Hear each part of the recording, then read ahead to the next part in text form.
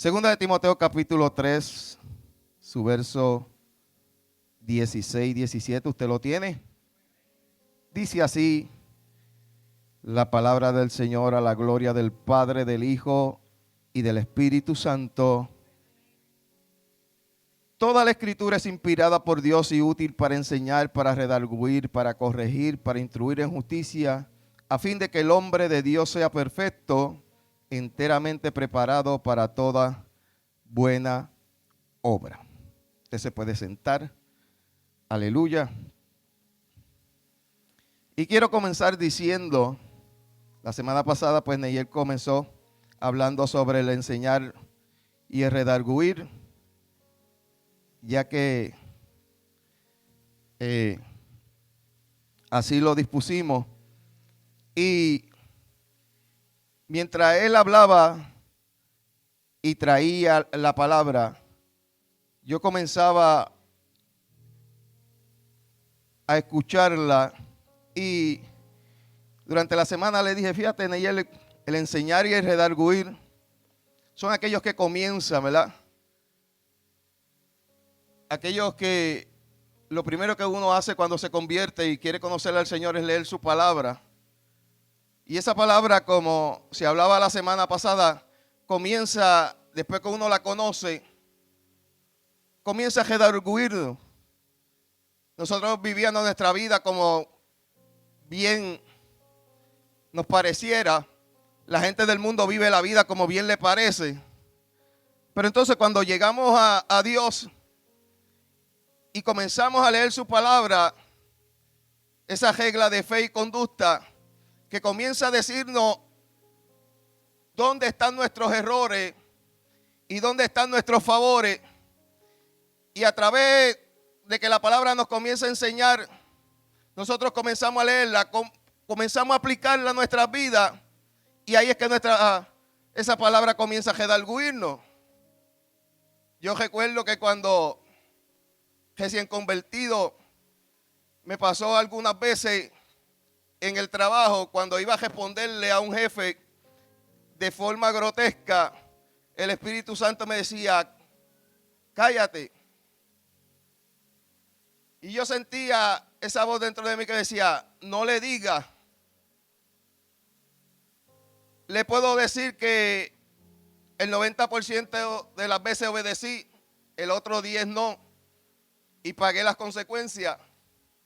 Y es ahí donde la palabra comienza, mientras uno la lee, comienza a redarguirnos. Porque como niños que reciben la leche, esa palabra la vamos recibiendo, aleluya, en nuestras vidas, y esa palabra nos va guiando. Esa palabra nos va enseñando. ¿Por qué? Porque todos teníamos una forma de pensar, o todos tenemos una forma de pensar totalmente diferente. Entonces la palabra nos tiene que llevar a una unidad de ¿qué?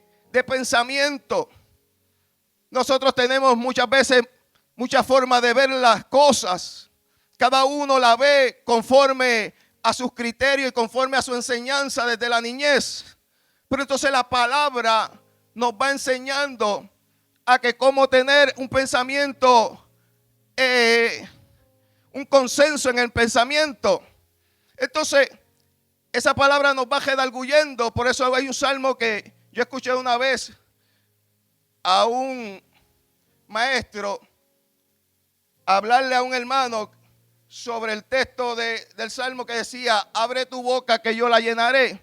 Y él le explicaba, ¿de qué Dios la va a llenar? ¿O de qué se llena tu boca si tú no lees la palabra? Entonces cuando tú lees la palabra, esa palabra entra al corazón, entonces se llena tu boca de esa palabra. Alabado sea el nombre del Señor para siempre. Entonces, a mí me tocó la parte un poquito más compleja, que es para corregir, para instruir en justicia, a fin de que el hombre de Dios sea perfecto, enteramente preparado para toda buena obra. Y el corregir ya se hace muchas veces cuando el niño, el adolescente o la persona es adulta, o cuando alguien está en un oficio. Cuando tú empiezas un trabajo, lo que hacen es enseñarte. Cuando tú empiezas un trabajo, las primeras veces lo que hacen es decirte cómo es que se hace. Y tú sabes que el patrono te da siempre un tiempo de gracia para ver si tú aprendes el trabajo. Y ahí te van enseñando cómo es que se hace, cómo es que si fallas en algo te corrigen. Aleluya. Pero cuando tú llevas años, llevas tiempo en ese trabajo, ya no se te enseña. Ya lo que vienen son warning.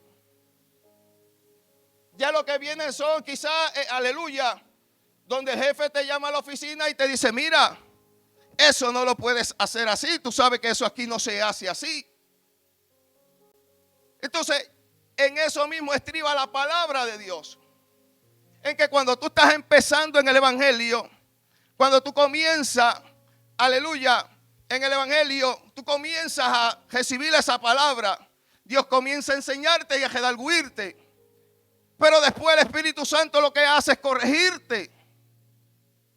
Por eso cuando hablamos de la historia de Jonás, y Dios lo manda a Nínive y él se va a Tarsis, Dios no le estaba enseñando, Dios no lo estaba redarguyendo, Dios lo estaba corrigiendo. Y llega un momento donde la capacidad tuya en el evangelio, cuando tú llevas años en el evangelio, ya Dios no va enseñándote, o sí, cada día se aprende, sí, eso lo sabemos. Pero ya llega un momento donde tú sabes lo que hay que hacer, donde Dios comienza a corregir. Donde el Espíritu Santo no sigue redarguyendo, sino sigue corrigiendo. Porque eso estriba el crecimiento tuyo en el Señor. Eso estriba que tú sigas creciendo en Dios. Porque a la medida que tú eres corregido, tú sigues haciendo ajustes para crecer en Dios. Para Dios darte responsabilidades. Para Dios darte, aleluya, propósitos. Para Dios llevarte de gloria en gloria y de victoria en victoria. Alabado sea el nombre del Señor. Es propósito de Dios hacerte crecer. Es propósito de Dios, aleluya, que tú veas maravillas de parte de Dios. Es propósito de Dios, aleluya, que tú tengas un tú a tú con Él. Es propósito de Dios, aleluya, que Dios te manifieste sus grandes obras. Para eso Él te llamó. Para eso es que te está capacitando. Porque en un momento dado Nicodemo, aleluya, que era un maestro de la ley, vino de noche y le dijo, Señor, ¿qué vamos a hacer para heredar la vida eterna? Y Jesús le comenzó a hablar, tienes que nacer de nuevo. Él no sabía lo que era nacer de nuevo. Él no entendía lo que era nacer de nuevo. Jesús le dijo, tú no entiendes cosas de aquí abajo, ¿cómo yo te voy a explicar cosas de arriba? ¿Cómo Dios te puede explicar cosas más grandes si las pequeñas tú todavía no las puedes digerir? ¿Cómo Dios te puede llevar a propósitos más grandes si aún los más pequeños tú no los puedes hacer?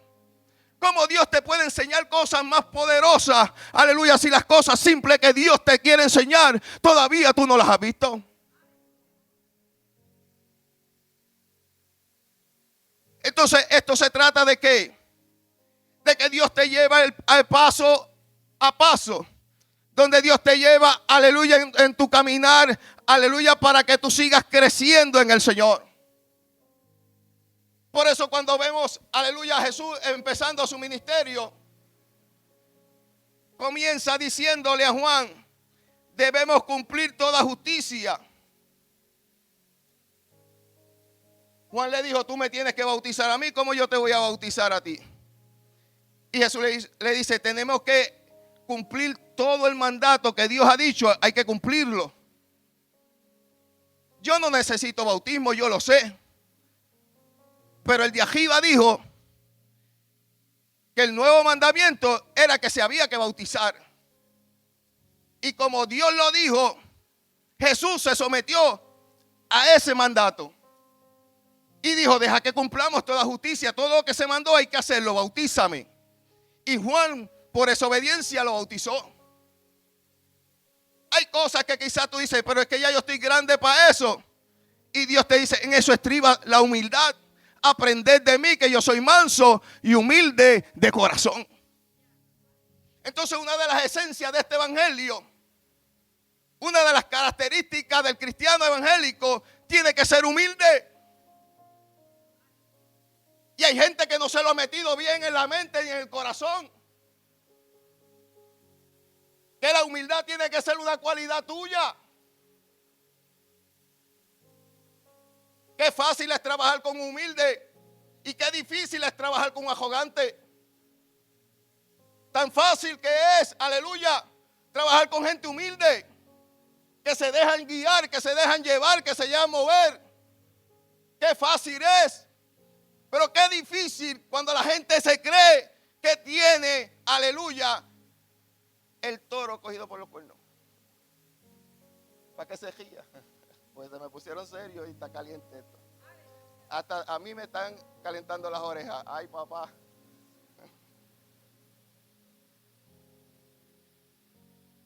Porque queremos ver cosas poderosas,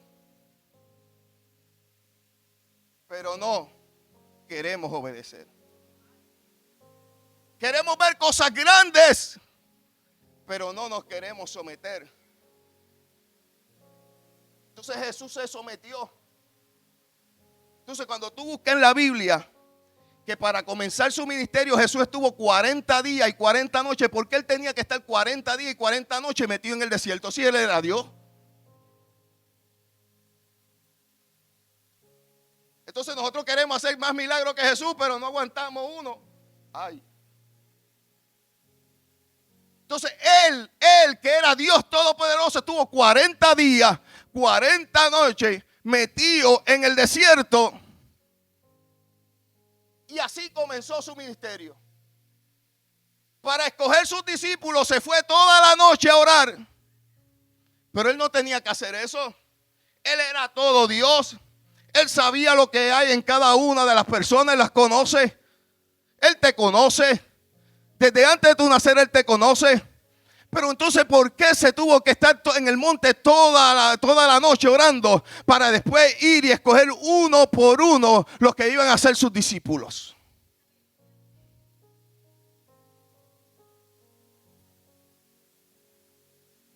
¿Por qué se transfiguró? Para hacer la transfiguración y ver la gloria de Dios allá arriba y ver a Moisés y Elías.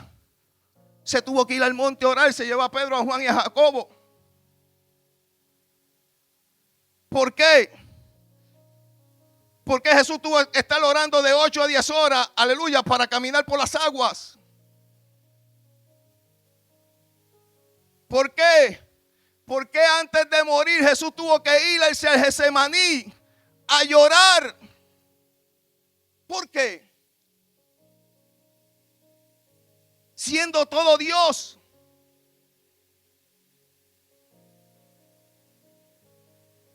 Porque él sabía lo que era caminar en este cuerpo de carne. Quizá él no te pide 40 días. Quizá él no te pide 8 horas de oración. Quizá él no te pide, aleluya, gloria al Señor para siempre, morir en una cruz. Pero a veces Dios nos pide el mínimo. ¿Para qué? Para que tú y yo tengamos comunión con Él. ¿Para qué? Para que tú y yo podamos resistir al maligno. ¿Para qué? Para que tú y yo podamos vencer en este evangelio. Levanta tu mano y adora a Dios en esta hora. Él no te pide 40 días. Él no te pide, aleluya, que tú estés 8 horas orando. ¿Qué te pide Él? ¿Qué Dios te está pidiendo? Para que tú puedas trabajar y emprender en esta empresa espiritual. Porque esta es una empresa espiritual. Y dice Lucas que su fama se extendía más allá y se iba extendiendo, y mientras él iba sanando y su fama se iba expandiendo, él más se separaba de la gente. Bien diferente al tiempo de ahora, que hay 2 o 3 que Dios los usa y en vez de cuidarse más, en vez de ser más humilde, lo que hacen, déjame checar la agenda. ¿Usted cree que no, ya el pastor? Mira, cuando yo mando a invitar, le he dicho a los presidentes, cuando yo mando a invitar a alguien, llamen al pastor también. ¿Tú sabes cuánta gente anda por ahí predicando sin pastor? Pues como ellos son predicadores, ellos los guía a Dios. Y eso es un desorden. Porque tienes que congregarte en una iglesia. Si eres evangelista, eres maestro, tienes que congregarte, tienes que dar cuenta. Entonces hay gente que no da cuenta. Hay gente que no dice para dónde va. Y no es que cuando te digo que dicen para dónde va, es como le pasó a un amigo mío, que estaban el pastor y yo así parados. Y llegaron dos hermanos y le dijeron: pastor, como Dios usó ese siervo. Y el pastor dijo: de verdad, chacho, fue una bendición el sábado. Dios lo usó de una forma tremenda en la iglesia. Y el siervo venía entrando por la iglesia. Y cuando nos pasó por el lado, dijo: varón, le dijo el pastor: ¿usted estaba en la iglesia de ellos? Sí. Y dijo: sí, pastor. Sí.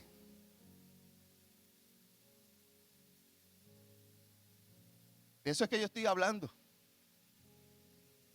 De gente que como ya predican, ya saben Biblia, ya no se sujetan a nadie.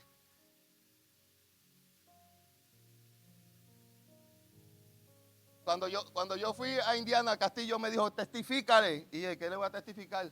Testifícale que el día que tú eras el copastor, yo era el evangelista, llegamos de 2 compromisos el sábado. El pastor nos preguntó: aleluya, ¿qué pasó por allá? Y nosotros le empezamos a contar. Después que le contamos todo lo que habíamos hecho, nos dijo: váyanse para el parking, al evangelista y al copastor. Ven en el parking, váyanse para allá para el parking. Y él le decía a la iglesia: mira, ellos se fueron, nos fuimos para el parking. Y no empezamos a decir: que este pastor, que mira, que nosotros el evangelista y el copastor mandarlo para el parking. Aleluya, no, allí nos empezamos a hablar de todo lo que Dios había hecho, aleluya. Y de momento, aleluya, seguían llegando la gente y se agemolinaba, aleluya, y seguían hablando de lo que Dios había hecho y de lo que Dios seguía continuando haciendo. Alabado sea Dios para siempre. No importando estando en el parking, estando en la entrada, estando sentado en la silla o estando en el altar. Levanta tu mano y adora al Señor en esta hora.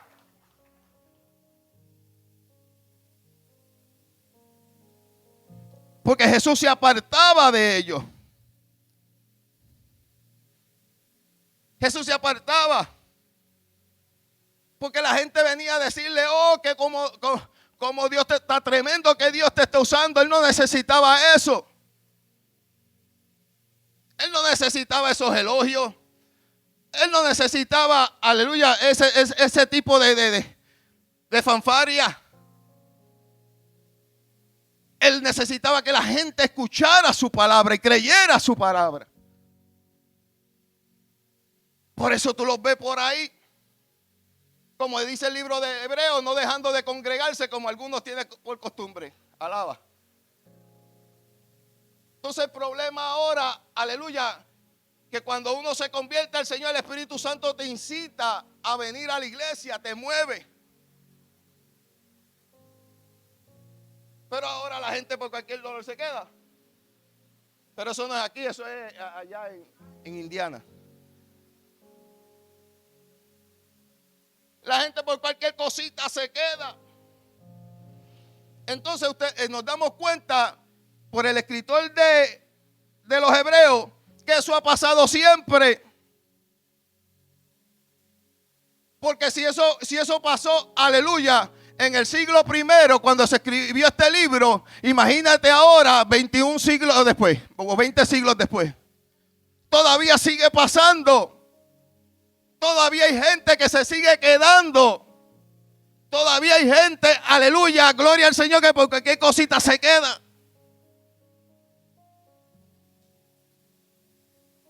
Mire, Claro, ahí diga gloria a Dios porque déjeme beber el agua. Súbeme un poquito esto que me voy a calillar. Lo bajaste.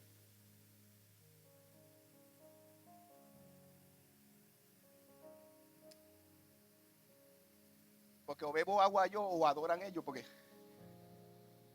como que nos estamos sintiendo apretados. Pero a mí me tocó la parte de corregir. Y como me dijo un hermano una vez que me dijo, pastor, ¿usted nunca se ha equivocado? Y yo le dije un montón de veces.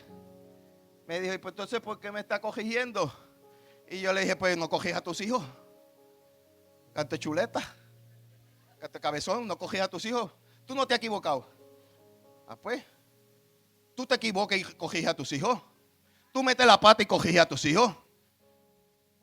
Esto no se trata, aleluya, de que tú tienes que ser perfecto para corregir. Esto se trata de qué posición tú estás que te manda a corregir. Porque si tú estás en una posición donde Dios te pone de liderato, las personas que están bajo de ti están a tu responsabilidad. Y lo que le pase es tu responsabilidad. Y si tú no redarguyes, si tú no corriges, le pasa como dijo, aleluya, en el libro de Hebreos, que ninguna disciplina al momento es causa de gozo. Y si yo no reprendo a mi hijo, entonces no es hijo, es bastardo. Por eso los papás que no corrigen a los hijos no lo están tratando como hijos, lo están tratando como bastardos. Y los bastardos son los que no tienen padre. Donde el Salmo dice, madruga a corregir. No es que le meta puño, eso no es. Porque para eso Dios da sabiduría. No es con puño que se corrige. No es con grito, porque aquí el boricua se cree que todo lo resuelve con grito. Pues tú ves a la mamá americana diciéndole al niño, hey boy, do you... están esperando, lo sé. Entonces yo de vez en cuando me las tiraba ya.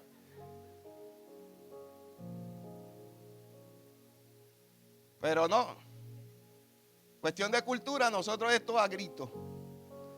Por eso yo me he dado cuenta que muchas veces hay niños que no reaccionan sino es gritándole. Tú vas a muchos barrios, a muchos sitios donde la mamá lo deja brincar, lo deja hacer y deshacer, y después quiere que en un momento de 4 gritos el niño no, corrígelo. Hay formas de corregir. Hay una forma que te dice la Biblia bien sabiamente que tú puedes corregir a tus hijos. Y te dice conforme a la edad que tienes. Porque a los adolescentes no se le pegan. Los pavos del maje verde, corrígelo. Hay métodos y hay métodos. Alabado sea el nombre del Señor. Entonces, a medida que tú vas creciendo en Dios, la palabra te enseña cómo vas a conducirte en la iglesia.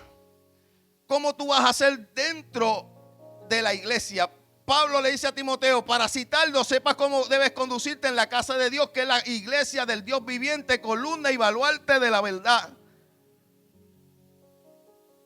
Entonces, Pablo le dice, oye, tienes que saber cómo hacer en la iglesia, cómo moverte, cómo conducirte. No puedes tomar las mismas actitudes que tenías en el mundo, traerlas a la iglesia y creerte, aleluya, que todo va a marchar de la misma forma. No puede ser. No puede ser. Por eso es que antes de Dios ponerte en un puesto, Dios tiene que cambiar y transformar tu corazón, tu forma de pensar, tu esencia, tu adentro. ¿Por qué?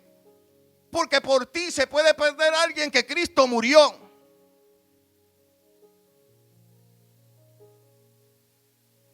Entonces Pablo le dice a Timoteo, tienes que saber cómo conducirte dentro de la iglesia. Eso no significa, aleluya, que tú tengas fallas y debilidades. Eso significa, aleluya, que hay un dominio propio, como decía la pastora ahorita. Bendito sea el nombre del Señor.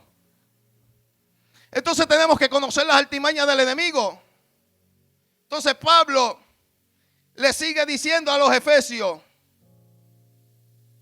para que no seáis ya niños flustrantes llevados por doquiera de viento de doctrina, por estratagema de hombres que para engañar emplean con astucia las artimañas del error, sino que siguiendo la verdad en amor, crezcamos en todo en aquel que es la cabeza, esto es Cristo, de quien todo el cuerpo bien concertado y unido entre sí, por todas las coyunturas que se ayudan mutuamente, según la actividad propia de cada miembro, recibe crecimiento para ir edificándose en amor. Entonces, cuando tú vas conociendo todas las tramas del diablo, cuando tú vas conociendo que Satanás te pone una enfermedad para detenerte, cuando tú vas conociendo que Satanás te pone un problema para tribularte, cuando tú vas conociendo, aleluya, que tu lucha no es contra carne ni sangre, tú vas entendiendo en este evangelio, aleluya, que tú siempre tienes que estar preparado para presentar defensa. ¿Por qué? Porque el enemigo que tú tienes y yo tengo no duerme. Siempre está ahí para darte la guerra, para que tú no te levantes, para que tú no prosperes, para que tú no eches para adelante. Alabado sea el nombre del Señor para siempre. Entonces Pablo también le dice a Timoteo que el que gobierna bien su casa, que tenga a sus hijos en sujeción con toda honestidad, pues el que no sabe gobernar su propia casa, ¿cómo cuidará de la iglesia de Dios? Entonces Pablo le está diciendo a Timoteo, ten cuidado en tu casa. En tu casa es la esencia. En tu casa es donde tú tienes las batallas más grandes o las victorias más poderosas. Es en tu casa. Donde en tu casa tiene que ser ese lugar, aleluya, o esa fortaleza, donde tú no dejes que el enemigo entre. Porque donde quiere entrar el enemigo, no es en la iglesia, es en tu casa. Es allí. ¿Por qué? Porque allí él comienza a vaciarte, a deshacerte, a quitarte, aleluya, la paja. Alabado sea Dios para siempre, aleluya, gloria al Señor. Allí te empieza a quitar el deseo, bendito sea el nombre del Señor para siempre. Y cuando tú no tienes, aleluya, ese deseo de buscar a Dios, aleluya, porque gloria al Señor para siempre. En la iglesia, cualquier hora que hay libertad para orar, esta es la casa de Dios, bendito sea el nombre del Señor. Pero en tu casa, aleluya, cuando comienzan las luchas, las batallas, las pruebas, los sinsabores, aleluya, las discusiones, gloria al Señor para siempre, y tú no sabes lidiar con eso, el enemigo, aleluya, te roba unción. Alabado sea el Señor. Y tú dices, estoy orando pero me siento vacío, estoy orando pero no siento paz, estoy orando, aleluya, pero no siento esa libertad, aleluya. O quizás vas a decir, ay, casi no puedo orar. Alabado sea el nombre del Señor. ¿Sabes por qué? Porque mientras tú estás orando, aleluya, el problema y la circunstancia te vacía por otro lado. Alabado sea el nombre del Señor para siempre. Por eso le he dicho muchas veces que cuando tú vayas a orar por alguien, alabado sea el Señor para siempre, si sepa, aleluya, que tú, por el que tú vas a orar, bendito sea el nombre del Señor para siempre, aleluya, tú tengas la fortaleza de parte de Dios para orar por esa persona, porque todas esas cargas, aleluya, que tú estés intercediendo por esa persona, te las va a llevar tú. Alabado sea Dios para siempre, porque tú te estás metiendo entre el diablo y la persona. Alabado sea el Señor para siempre. Y muchas veces la persona se va libre, pero tú te vas con carga. Alabado sea el nombre del Señor, aleluya. Y tú tienes que tener cuidado por quién tú oras.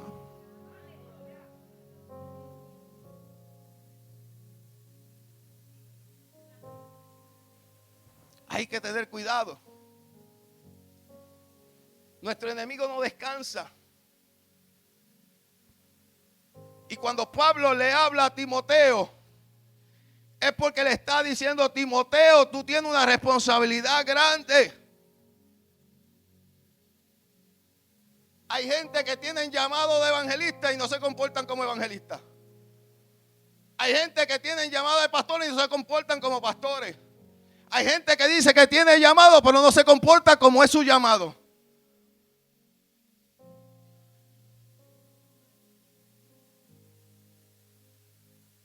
Cuando Dios te hace un llamado para un propósito, ya tú pasas, aleluya, de ser niño fluctuante a tener un propósito de Dios.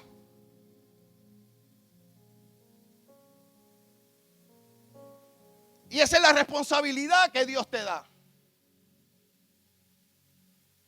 Esa es la responsabilidad que Dios te otorga. Entonces Dios no te puede tratar como los niños fluctuantes. Dios te tiene que tratar con carácter. Porque tú estás llamado para un propósito en específico.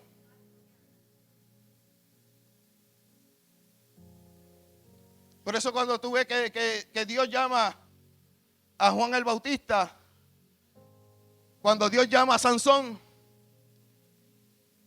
al mismo Cristo, ellos no comían cualquier comida. Todo el mundo se saltaba de lo que fuera, pero ellos tenían una comida específica. El mismo Elías.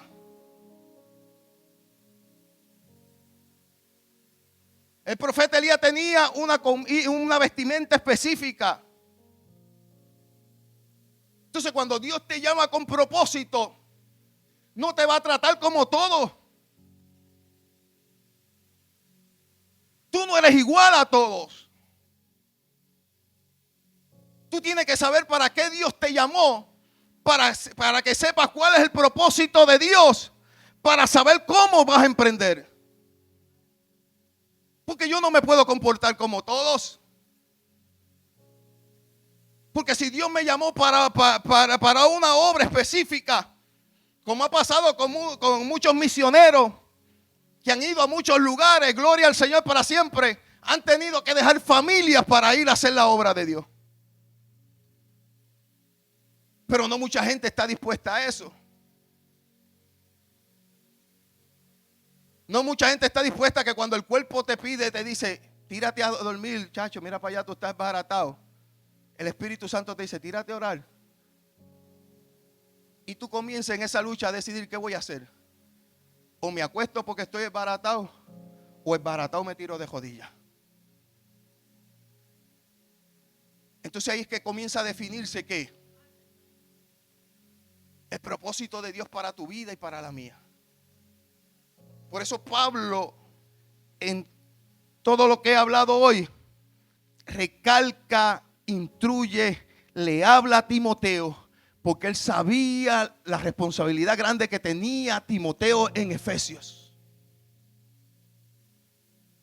Y conforme a tus responsabilidades que Dios te va a hablar, y conforme a lo que Dios tenga para ti es lo que Dios te va a hablar, y conforme a lo que Dios tenga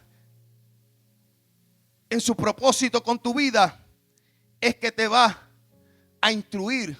Usted sabe lo que significa instruir, doctrinar. Usted sabe lo que significa la palabra instruye. Es una palabra hebrea que se llama shanak, que significa dedicar o consagrar.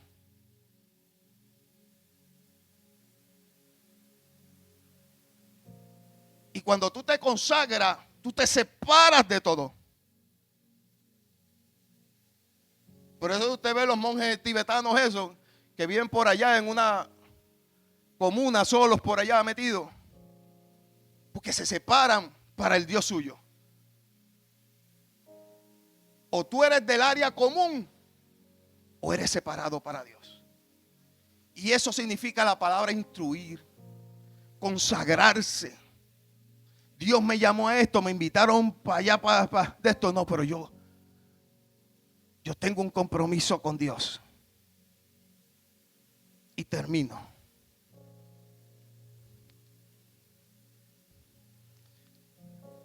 Voy a terminar la menos aquí. No se preocupe. Tú eres Juan.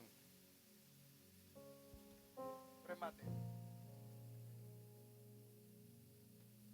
Vete, no, tú eres Marco. Tú tienes cara de doctor, ve acá. Quítame eso de ahí. Ven para acá, Marco. Véngase para acá. para hacerle una dinámica aquí, para que yo los veo muy... He cogido mucho hoy que... Vente, Lucas. Vente, Mateo. Usted va a escuchar mucha gente que dice que la Biblia se contradice o los evangelios se contradicen. ¿Quién lo ha escuchado? Y le traje estas dinámicas así, no solamente para explicarlo, sino porque mi pastora me enseñó una clase aquí de enseñanza, que los métodos de enseñanza que visualizar, ¿verdad?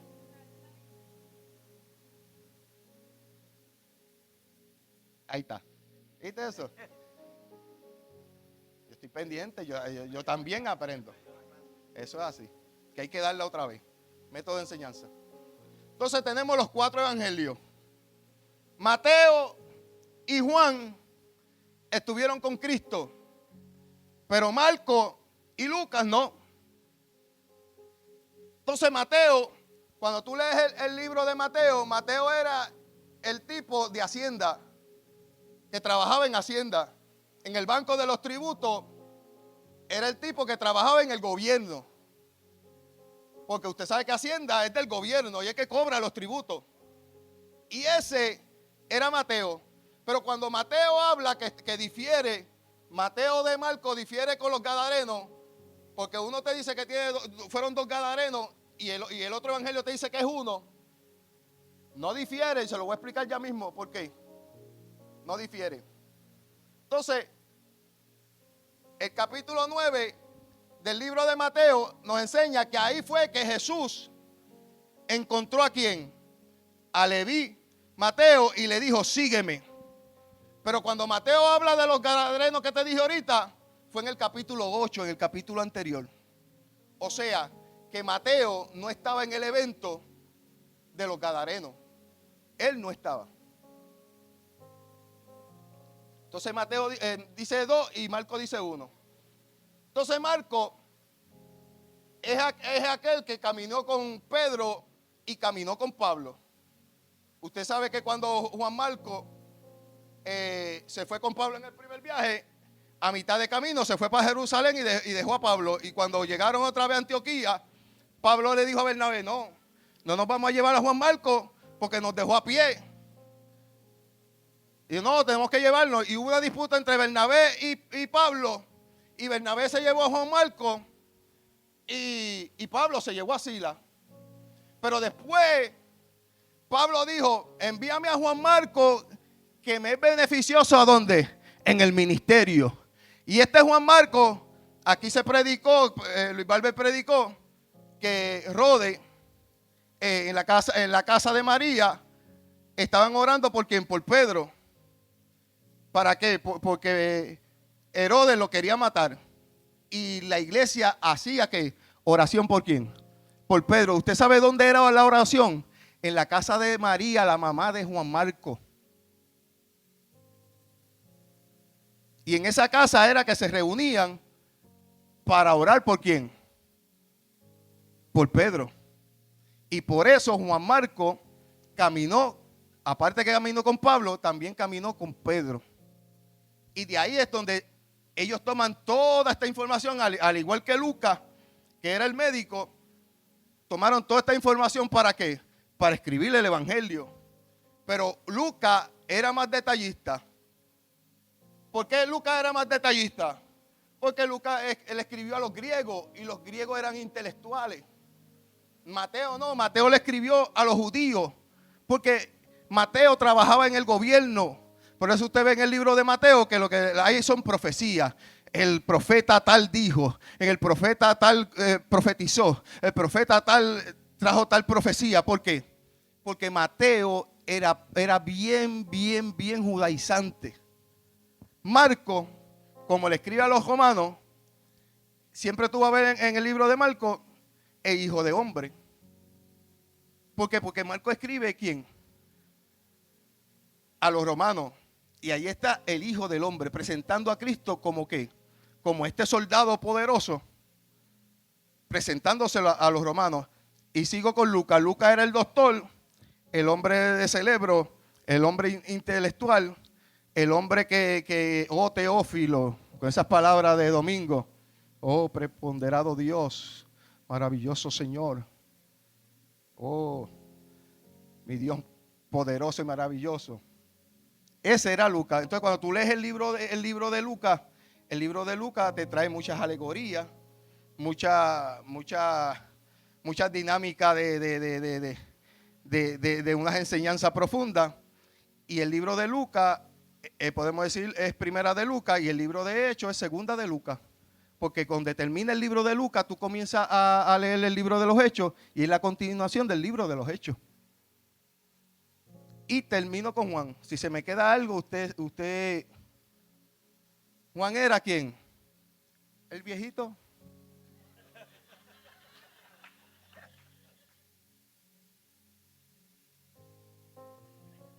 El viejito. El que Jesús dijo, si yo quiero que él quede, le dijo a Pedro, si yo quiero que él quede, eso no te importa a ti.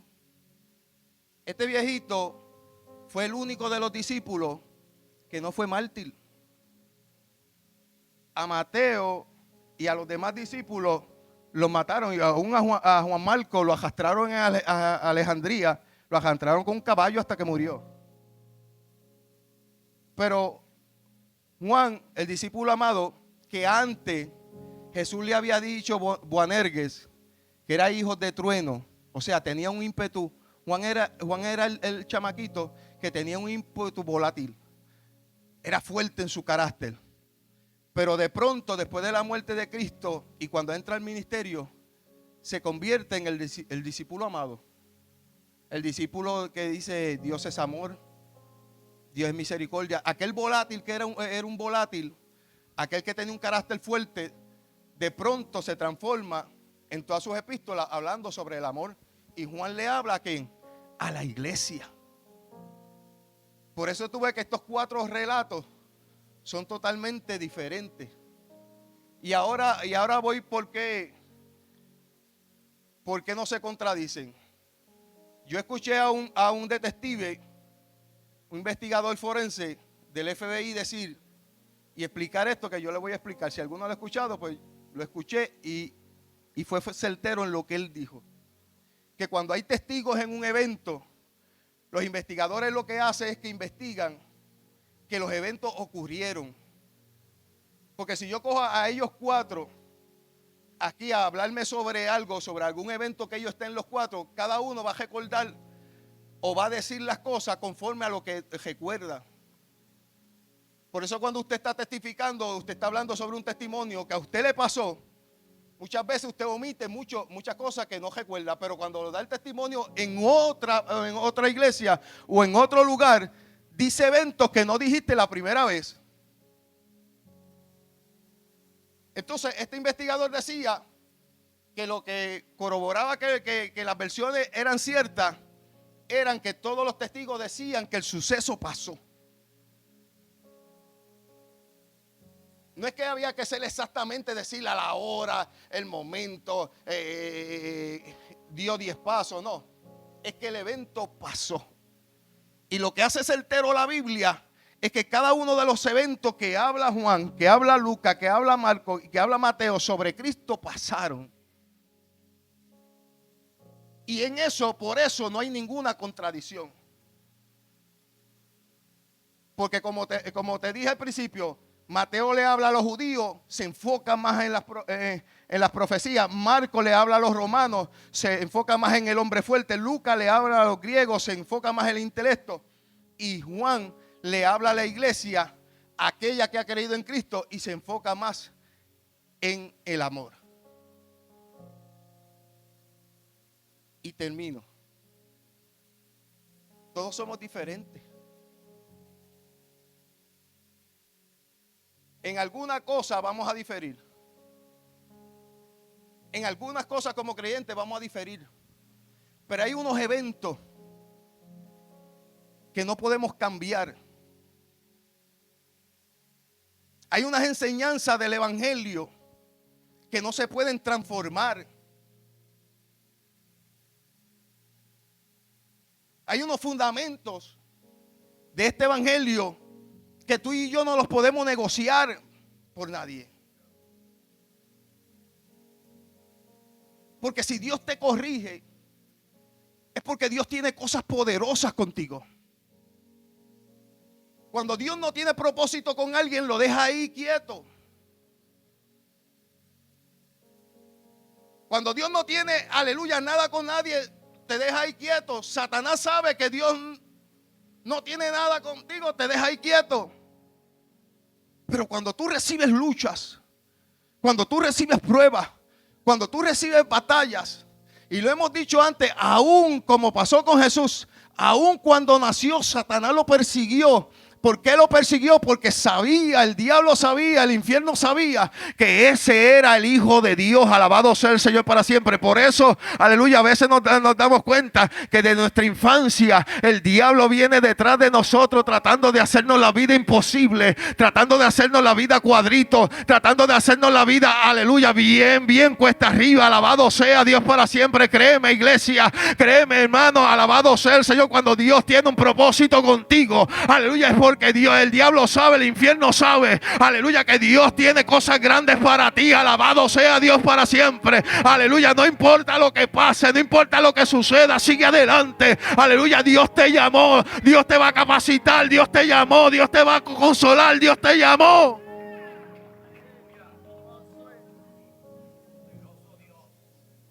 Dios nos llamó con propósito. Si Dios nos corrige, ninguna disciplina al momento es causa de gozo. Yo le voy a decir un secreto, y no es que me lo estoy sacando del sistema. Es que más del 80% de la gente que se ha ido de aquí, líderes, estoy hablando de los líderes, que se ha ido de aquí, se ha ido en disciplina.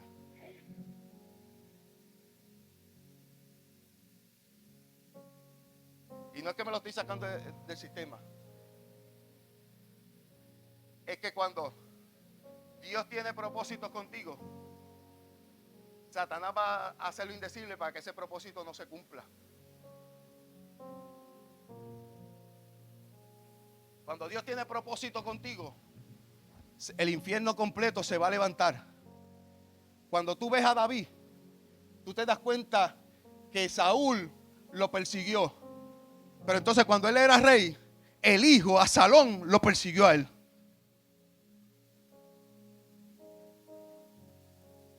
¿Por qué? Porque el propósito que Dios tiene contigo, Satanás quiere desviarte. Óyelo bien. Satanás quiere que no se cumpla.